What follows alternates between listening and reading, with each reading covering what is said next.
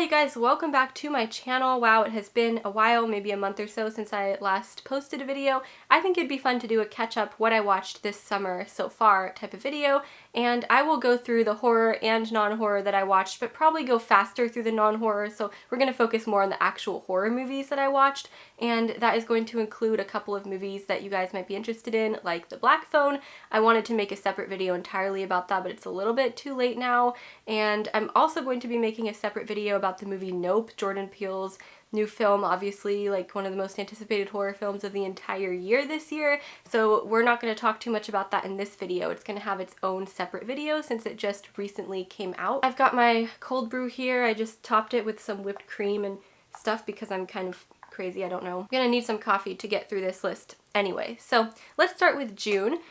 June 1st, I watched the movie Inferno from 1980, and this is part of the trilogy that Suspiria is part of, apparently. Okay, so to be more specific, Inferno is a thematic sequel to Suspiria, which came out in 1977, and it's part of the Three Mothers trilogy, though it is the first in the trilogy to explore the idea of the three mothers. I don't know that much about that. I've seen Suspiria, but Inferno just feels like a different movie in the same style of Suspiria.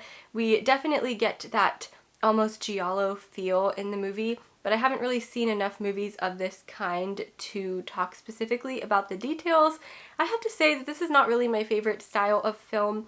I think it's very visually interesting, and we get a lot of like cool scores, things in the soundtrack, but it's a little bit hard for me to follow the plot of these types of movies. They're supposed to be mysteries, very much like detective type movies, but a lot of things don't really make sense or line up, and we just get a lot of things that are very visually interesting or horrifying, but we don't get too much in terms of the plot. I know that these style films are very classic, so I'm glad that I'm at least giving them a shot watching them. So next we have what I call the sick movies. So basically I was sick with the virus, unfortunately, in the beginning of June, meaning I had time to watch extra movies in this week. So I watched Underwater with Kristen Stewart from 2020. That was my first time watching it. Really enjoyed that one. Very like sci-fi, but I think it's also one of those movies you can enjoy when you're sick, and I'm not sure I'd enjoy it as much just watching it normally. It's more like I wanted to get my mind off of how I was feeling terrible, and the movie was doing that for me. Reminded me a bit of Leviathan, to be honest. It's by no means like a masterpiece, but it's a fun movie to watch. Next we have Videodrome. Obviously this is a David Cronenberg film, which I never saw before up until last month. Gave it 4 stars out of 5. I actually really enjoyed this one, and I don't really like David Cronenberg's films. Unfortunately, a lot of them just give me like that ick feeling. I don't know why. I thought The Fly was a great movie, but I just did not want to ever rewatch it again because it really grossed me out. With Videodrome, I really liked the messages behind the movie, the theme of the movie, and it was just very interesting to me and felt like it was ahead of its time because the themes that were happening in this movie that was made in the 80s really kind of flows over really well into what is going on in modern times, and I think that this movie aged really well and felt a bit futuristic almost. So I gave it a 4, and it is now officially my favorite David Cronenberg film thus far, but I have a lot of his films to get through if I ever get through them. So next, on the same day as I was still sick, I watched Christine. I also gave this one 4 stars out of 5. This is a John Carpenter movie, and I actually wanted to participate in June Carpenter, which I was not able to because I couldn't find most of the John Carpenter movies streaming, and now in July I see that they're all streaming, so that was very unfortunate because I did want to watch them and I had more time to watch them last month, but I will get to some more of them in the future. Christine really is a classic film, but I'm going to read the little description here. Geeky student Arnie falls for Christine, a rusty 1958 Plymouth Fury, and becomes obsessed with restoring the classic automobile to her former glory. As the car changes, so does Arnie, whose newfound confidence turns to arrogance behind the wheel of his exotic beauty. Arnie's girlfriend Leigh and best friend Dennis reach out to him only to be met by a fury like no other. I don't want to spoil this movie for anyone, or any of the movies I'm talking about, but I'm sure that a lot of you guys already know about this movie since it did come out in the 80s, and it's definitely a classic. This is now up there as one of my favorite John Carpenter films. Oh my gosh, I just really love this movie, you guys. I think it's one that I'm going to be rewatching a lot. This was my first watch of it, surprisingly. So after that, I watched Old the next day, because I was still sick. Old, the new M. Night Shyamalan from 2021. And this one I just came in the middle with. Like, I thought it wasn't great. I didn't feel like it was very suspenseful or scary. I thought the trailer did a better job than the actual movie, and I guess I was a little disappointed. That's why initially I did not go to watch it in the theaters, because I heard that it had mixed reviews and some low reviews. But I would say that it's one of those I could probably watch again, maybe if I'm sick again, because some movies are just rewatchable but not necessarily good, if that makes sense. I'm not a huge M. Night Shyamalan fan to begin with. I also watched Mission Impossible. That's a non-horror, obviously, so I'm going to skip over that one. I watched Sun from 2021, and this is an interesting one, you guys. Like, this was a really brutal, gory film. It has the girl from the new Halloween who plays the daughter. Forgot what her name, the actress's name is, but oh my gosh, she was so good in this movie. So I'm going to read the little description here.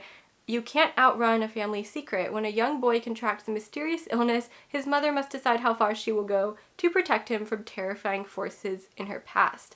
This movie kind of freaked me out. It was super dark.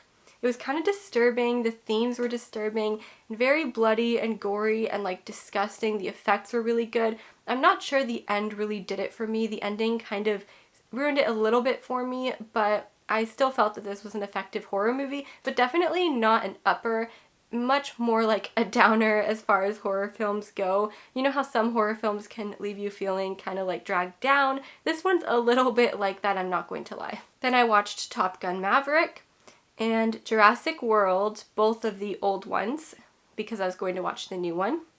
And then I watched The Black Phone. So we're going to take a minute to talk about The Black Phone. I heard mixed reviews about this movie, you guys, but I really liked it. So obviously this stars Ethan Hawke. I was trying to look at who the child actors were, so Madeline McGraw and Mason Thames, hopefully I said that right. But obviously we all know Ethan Hawke, and he has worked with Scott Derrickson, the director, before in Sinister, which was like a decade ago by now, which is insane.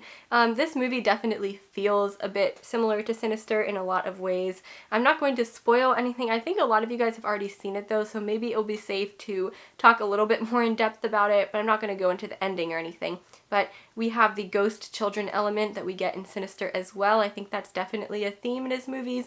And of course our protagonists, our main protagonists, are in fact children, which gives us a bit of an It feeling. At least I felt like that whenever I see a movie like this, or maybe like a Stranger Things feeling. I don't watch that. I know a lot of people who do though. I really enjoyed this as a late 70s, early 80s film, and I also just enjoyed the aspect of kidnapping and that sort of thing. It felt a little bit crime-like, but it didn't dive too deep into the criminal like aspect of it. It was more focused on the plot around the kids, but still it did feel a little bit like true crime a little bit, and I definitely like movies that have that plot going for them. It's really not something I've seen in other horror movies so far this year, so it's definitely a unique film in that sense, but in another sense it's not really that unique of a film either. There are a lot of tropes and things like that.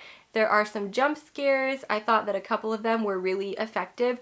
Not a lot of gore, not a lot of gore. I'm okay with that because I don't really know how they would have done gore and not been exploitative with the theme about children being kidnapped and murdered. I don't know if I want to see too much gore in a movie like that. Just like Sinister, we have the aspect of the murdering happening, and then also there's another layer of supernatural or paranormal things happening as well, which I won't get too much into. So there's the spiritual paranormal side, and then the actual like gritty story about kids being kidnapped and murdered by the grabber. And I think that this is a very interesting thing that Scott Derrickson does, is combine the two. And in this case, I just love the result. I'm not sure I like it more than Sinister. I still think Sinister tops this movie, but I really did enjoy The Black Phone as well. And I was waiting for so long, you guys. I saw the trailers back like, I don't know, late 2021 or something like that, or really early 2022, and then it got delayed and I didn't see trailers for so long, and so I was so excited and hyped for a while to see this movie. The Black Phone, as dark as it was, did not leave me feeling terrible after I watched it, and I did go to see it in theaters twice, so I really did enjoy it,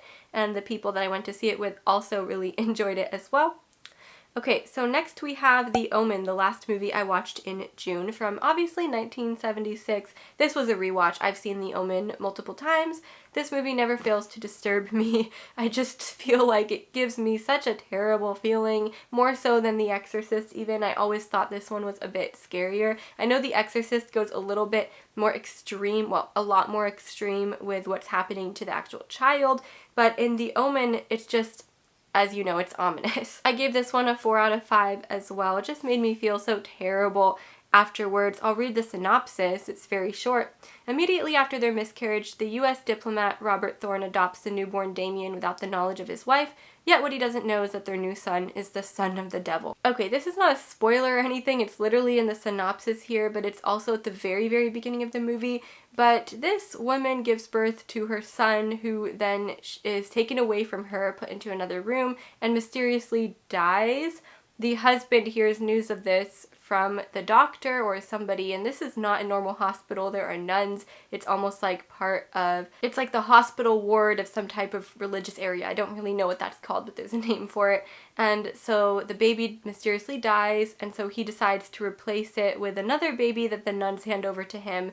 Very confusing. They say that the mother has died in birth, and so it's a perfect fit.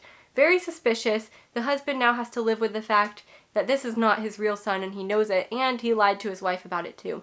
Like, what in the world is even going on here? I don't know. I don't know how he would be able to live with that type of a secret for so long, because the actual plot of the movie doesn't really start until Damien is like 5 or 6 years old.